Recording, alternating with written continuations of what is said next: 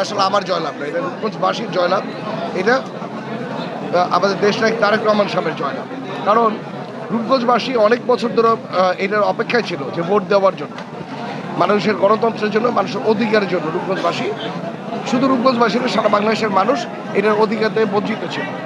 আজকে এই অধিকার যখন তারা পেয়েছে, আজকে দেখেন রূপগঞ্জে প্রায় 62% ভোট কাস্ট হয়ে গেছে। প্লাস আপনার মানুষ একটা উৎসবমুখীভাবে করে ভোট দিয়েছে। এটা হলো মানুষের আশা, যেটা সে আশার ফলনটাই হলো আজকে আমার বিজয়। আমি বলবো এটা রূপগঞ্জবাসীর বিজয়, যাতে আমি রূপগঞ্জবাসীকে সবাইকে নিয়ে একসাথে মিলে দলবল ছেড়ে, ইভেন যে সব ধর্মকে এক করে সবাইকে একসাথে মিলে আমরা একটা স্বপ্নের রূপগঞ্জ করতে চাচ্ছি।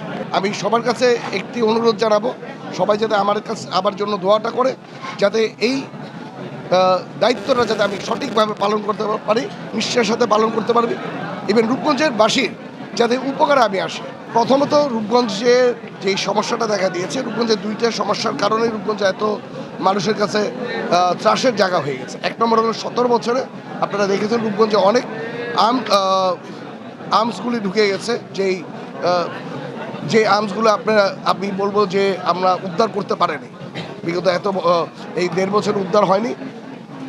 আরেকটা সমস্যা হয়ে গেছে আপনার মাদকের সমস্যা। যখনই আল্লাহর রহমতে যদি এই দুইটা সমস্যাকে যদি আমরা আর্মসগুলি যদি রিকভারি করতে পারি, আর মাদক থেকে যদি রূপগঞ্জবাসীকে মুক্তি দেওয়াইতে পারি, তাহলে রূপগঞ্জের অর্ধেক সমস্যা এখানেই সমাধান হয়ে যাবে।